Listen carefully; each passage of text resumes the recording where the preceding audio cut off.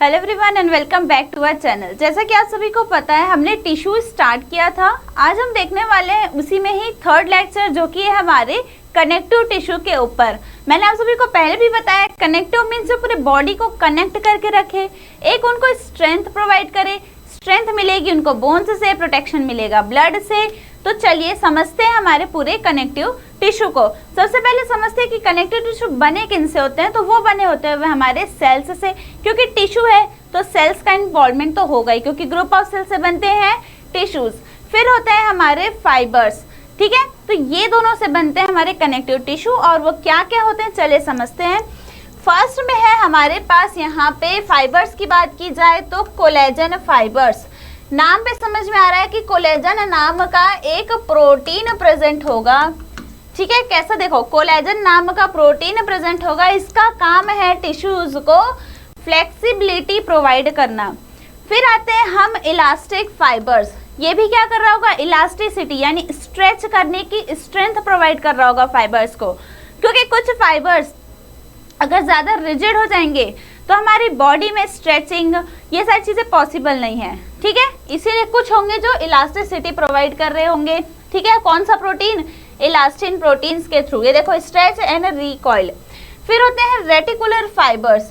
ये क्या होते हैं, स्मॉल डेलिकेट से फाइबर्स होते हैं। इनका क्या काम होता है, ये स्ट्रक्चरल फ्रेमवर्क प्रोवाइड करते हैं ऑर्गन्स को।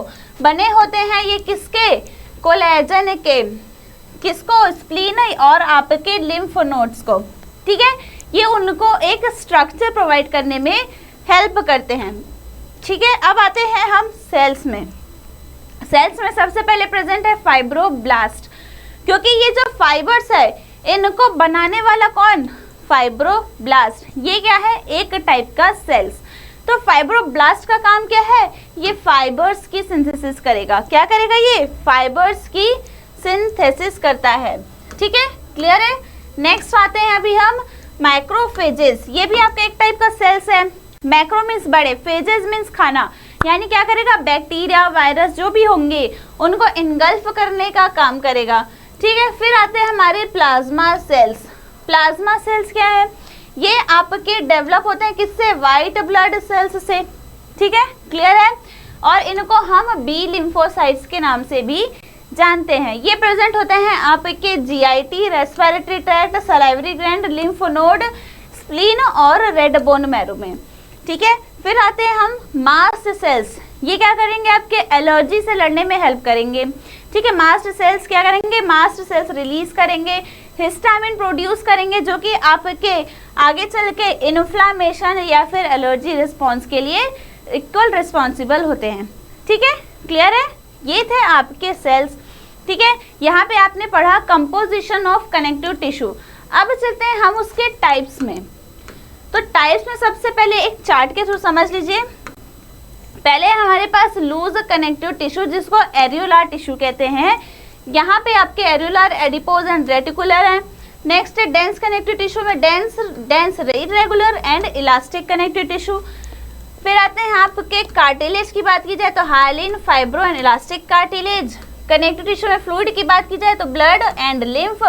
फिर ब्लड में RBC, WBC, platelet and bone में ये होगा आपके बोन के पार्ट्स, ठीक है। सबसे पहले आते हैं हम लूज कनेक्टिव टिश्यू में, जिसको हम एरियोलार कनेक्टिव टिश्यू भी कहते हैं। अब ये कैसा होता है, बेसिकली एरियोलार मीन्स एयर ज़्यादा, यानी ये लूजली पैक्ड होंगे, इनमें एयर परमिटेट करने की जो पेनिट्रेशन पावर है वो ज़्यादा होगी, यानी एयर इजीली घुस जा रहा होगा। यहाँ पे जो वाइट इलास्टिक है ये कहाँ प्रेजेंट होते हैं, किडनी और ब्रेन में। वहीं पे आपका येलो इलास्टिक है कहाँ प्रेजेंट होते हैं, आपके आर्टरीज में, ठीक है। यहाँ से क्वेश्चन बनेगा कि वाइट इलास्टिक फाइबर्स कहाँ प्रेजेंट होते हैं और येलो इलास्टिक फाइबर्स कहाँ प्रेजेंट होते हैं। फंक्शंस की बात की जाए क्या करते हैं ये, स्ट्रेंथ, फ्लेक्सिबिलिटी और सपोर्ट प्रोवाइड करते हैं। फाइबर्स को तो काम ही है स्ट्रेंथ प्रोवाइड करना, फ्लेक्सिबिलिटी प्रोवाइड करना एंड सपोर्ट प्रोवाइड करना। फिर आ जाइए एडिपोज टिश्यू। इसी को हम क्या कहते हैं, फैट सेल्स। क्या कहते हैं हम इनको, फैट सेल्स। ये क्या है, एनर्जी के रिजर्वायर हैं, यानी ग्लूकोज ही जो यहाँ से फैट सेल्स हैं। जब कभी स्टारवेशन की कंडीशन आती है यानी भूखमरी की, या जब आप कभी उपवास होते हैं सबको एनर्जी कहाँ से मिलती है?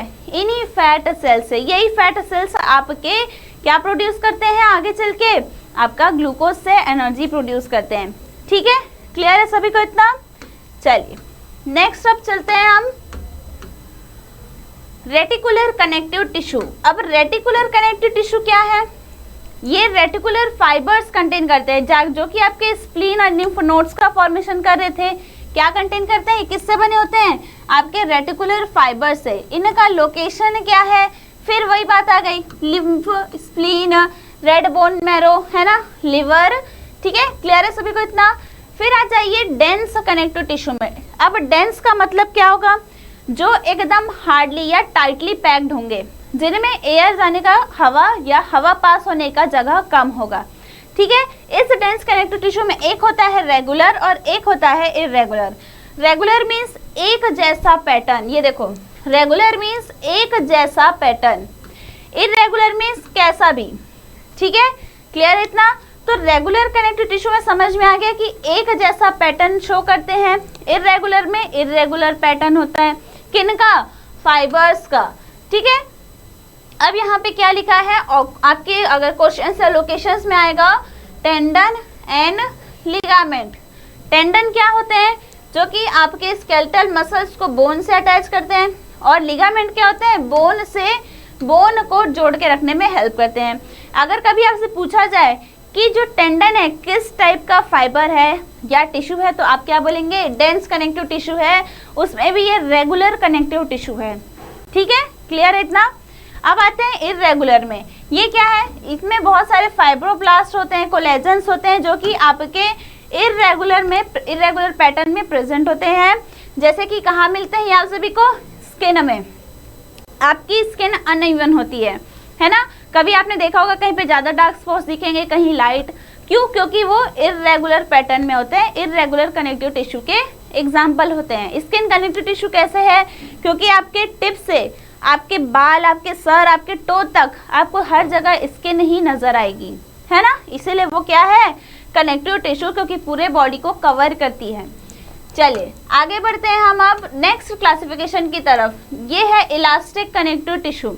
नाम से ही समझ में आ रहा है कि उसमें इलास्टिक स्ट्रेंथ ज़्यादा होगी, यानी स्ट्रेच एंड रिकॉइल की कंडीशन यहाँ पे ज़्यादा दिखाई देगी। कहाँ प्रेजेंट होता है ये? हमारे वोकल कॉर्ड्स में, लंग्स में, आर्टरीज में, ट्रैकिया में, ब्रोंकियल ट्यूब्स में। ये है इनका लोकेशन। अब देखो इनका काम क्या है? स्ट्रेचिंग, नॉर्मल सी बात है। अब आपका जो लंग्स का टिश्यू है, जब उसमें एयर फिल होता है तो वो स्ट्रेच करता है। ठीक है, एयर जैसे ही बाहर जाता है तो रिकॉइल हो जाता है, वापस अपने शेप में आ जाता है। ये किसका एग्जाम्पल है? इलास्टिक कनेक्टिव टिश्यू का। अब आ जाइए कार्टिलेज टिश्यू में। नेक्स्ट क्या था हमारा?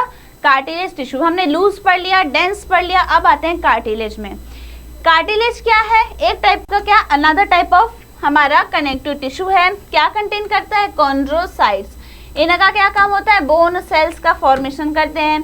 3 टाइप के होते हैं, हाइलिन, फाइब्रो एंड इलास्टिक। ये क्या करेंगे? ये एक स्मॉल ग्रुप में प्रेजेंट होते हैं, छोटे छोटे ग्रुप्स में प्रेजेंट होते हैं। ठीक है, एक नेस्ट जैसा स्ट्रक्चर फॉर्म करते हैं। क्लियर है? फिर है फाइब्रो कार्टिलेज, यानी ये फाइबर्स से मिलके बने होंगे। और ये कैसे होंगे? अब जहाँ पे फाइबर्स है यानी डेंस पैकेजिंग, फाइबर्स कुछ इस तरीके से अपने से जुड़ जाते हैं, तो कैसा हो गया ये?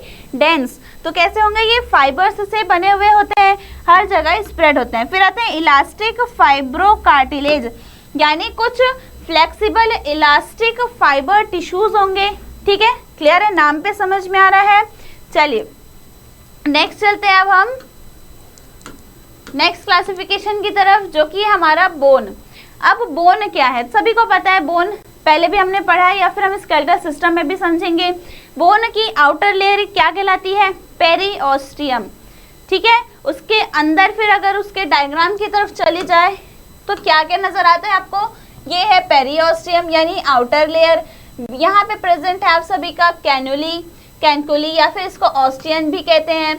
यहाँ पे आपके हेवर्शियन कैनाल प्रेजेंट होता है, उसके बीच में वॉक्समैन कैनाल होता है। साइड में पेरिओस्टियम के नीचे जब आप अंदर लाइनिंग में आते हैं बोन के, ऑस्टियोब्लास्ट प्रेजेंट होता है, जो कि आपके बोन सेल्स का फॉर्मेशन करने में हेल्प करते हैं। ठीक है। तो बेसिकली क्या है, ये हार्डेस्ट कनेक्टिव टिश्यू का टाइप है कौन, बोन्स। ठीक है, क्लियर है। और क्या दिया इसके बारे में, ये कैल्शियम फॉस्फेट और कैल्शियम कार्बोनेट से मिलके बना हुआ होता है। ठीक है, क्लियर है इतना। अब आते हैं हमारे नेक्स्ट और लास्ट ही कनेक्टिव टिश्यू में, जो कि है हमारा ब्लड। अब ब्लड कितने टाइप के होते हैं, तो ब्लड में होता है हमारे आरबीसी, डब्ल्यूबीसी, प्लेटलेट और हमारा प्लाज्मा। ये तीनों से मिलके बनता है क्या, हमारा ब्लड। सबका अलग अलग फंक्शन है। आरबीसी आपके हीमोग्लोबिन रेड ब्लड सेल्स का फॉर्मेशन, वाइट ब्लड सेल्स आपको इम्यूनिटी प्रोवाइड करता है, प्लेटलेट क्लॉटिंग में हेल्प करता है। क्लियर है, तो ये सबका अपना अलग अलग फंक्शन है। और ब्लड भी आपके टिप से लेके टो तक आप सभी को बाइंड करने में, सपोर्ट प्रोवाइड करने में हेल्प करता है।